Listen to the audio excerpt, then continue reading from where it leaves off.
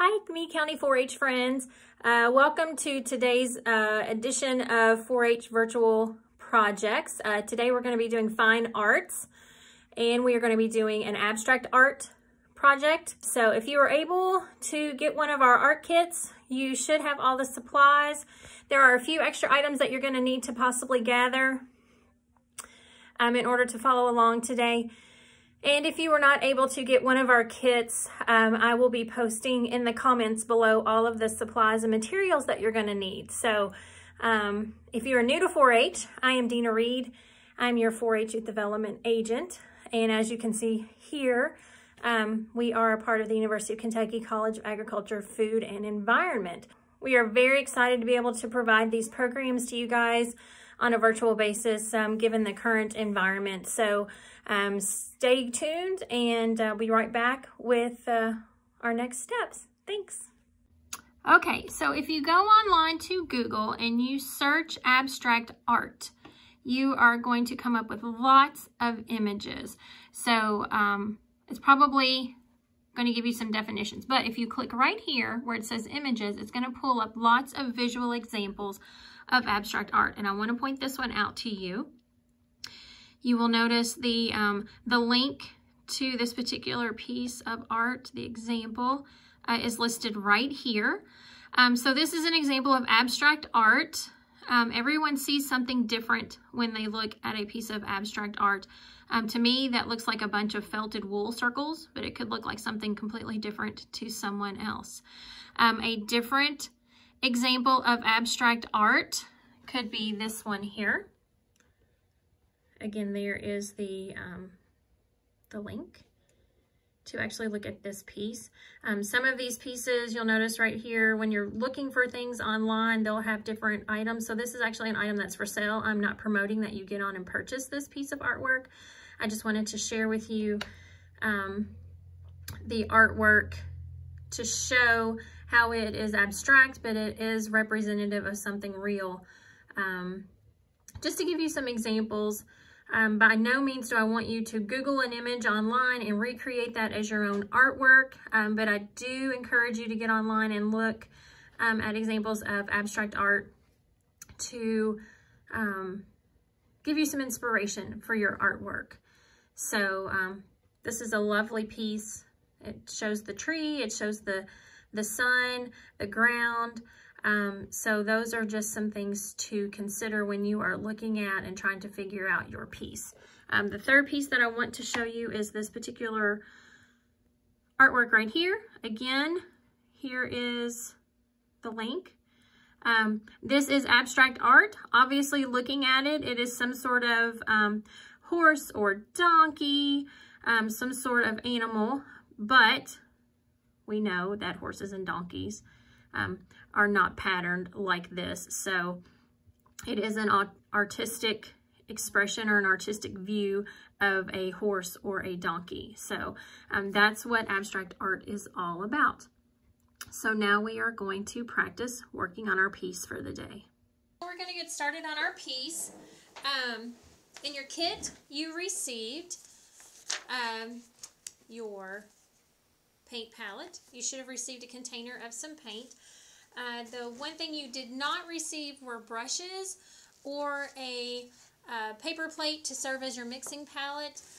So I have a variety of brushes here that I'm going to use. I have some paper towels. And then I also have, if you don't have brushes or if you have craft sticks, you can always use a variety of craft sticks. So what we're going to do for our project today is paint an abstract version of this dandelion plant.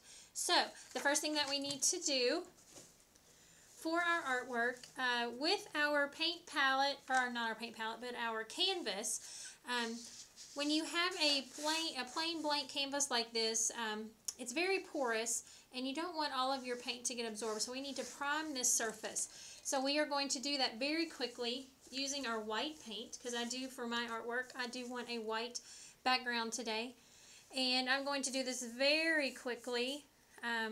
Of course, you guys, when you are doing your artwork, want to do this taking your time, doing good work, but for the sake of time management, I am going to do this pretty quick. When you're putting your primer coat on here, just this plain white, it doesn't have to be white, so you need to figure out with your artwork what you want that background to be.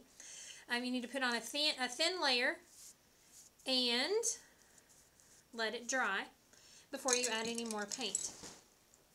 So what I'm going to do next, again, just for the sake of time, I'm going to turn my canvas here, and I'm going to let it dry. So if you have a paper plate, you can do this. This will help it dry. And then we are going to use this dandelion drawing as our template for the day. So the magic of video, you will notice, here we go, I have pre-painted my dandelion on here, and it has dried. It has had time to dry. So as you can see, my version of the dandelion plant is a little different than what is on the paper. I did use a variety of brushes, so I have some thicker lines, I have some thinner lines. I also used the tips of the paint brushes, the handle part, to dip into the paint and use to create these circles that are on my artwork here. So to make this an abstract piece, this is what we are going to do. So here comes the fun part. We're actually going to do a little bit of finger painting with this acrylic paint. So you need to make sure and be careful that when you're using acrylic paint, that you do not get it on your clothes. If it does get on your clothes, you need to wash it out immediately, because if it dries and then goes through the dryer, it's not going to come out of your clothing. So here we have my version, my abstract version of the dandelion plant. And so for this activity, we're going to use our fingers. So what we're going to do, just using the tips of your fingers, if you're not comfortable getting paint on your hands, you can also use cotton swabs for this as well. But art is supposed to be fun. It's supposed to allow you to be creative. So I'm going to use my fingers. So what you guys are going to do, put my palette there. We're going to go back, and we've kind of painted on just the basic foundation of our dandelion plant. But we're going to go back and add a few more little puffs just to add a little bit of color. So, as with any other painting, when you switch colors, when you're using your paintbrush, you must rinse or use a different type of paintbrush. So, I'm going to wipe off my finger here. This is why the paper towels are important. So I use my index finger, but I may use my pinky finger for the next ones because it's a little bit smaller, and perhaps I want some smaller circles. And of course it all depends on how much contact your finger makes with your canvas as to how big your dots are going to be. So this is actually turning out pretty good, I think. Even though we're all painting sort of the same thing, they are all going to look different, which I think is fantastic. So we can add some extra little dots in there. Again, every time you switch colors, wipe that paint off of your fingers. So you guys got some basic colors. I did give you the primary colors, the red, the blue, and the yellow. I did go ahead and give you a secondary color, this green color, in your paint kit. But you can also, if you want, you don't have any purple, so you can create your own complementary colors. I'm going to do that really quick. So I think, I think an orange would be nice. So orange is made up of red and yellow. So I'm just going to take a little glop here of my yellow. And again, I do not want to contaminate the red paint, so I'm going to choose, actually I think I'll just lay my stick here. And then I'm going to choose some red and yellow, make orange. Hopefully this will turn out, it's looking a little more pink. So we may need to add more yellow to this. kind of have to play around with it and see what works best. You most definitely don't want to waste your paint. So let's see, how's this turning out?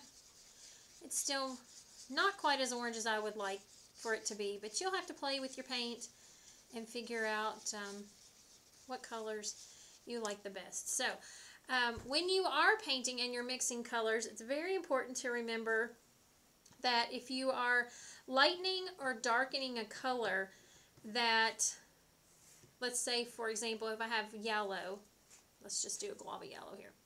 If I have some yellow and I want to lighten it, of course, to lighten that yellow, I'm going to add a little bit of white, which will lighten that color. So you always start with your base color, and then you're going to add your other color. But if I want to darken this yellow, of course, you don't want to put too much black, because once that paint's in there, it is in there for sure. You just want to add a little bit. It's always easier to add a little more, because once it's in there, it will not come out. So you want to start with your base color. So for this example was yellow, and then add your white and your black to it to lighten or darken it. So, and then you can mix those two together if you want to kind of make a different color. So just be careful, especially when adding black, because once it's in there, it's going to be a little difficult to come out. So I am going to add just a little bit of white to this. It's still really pinky, but that's okay. I like salmon. I like this salmon color.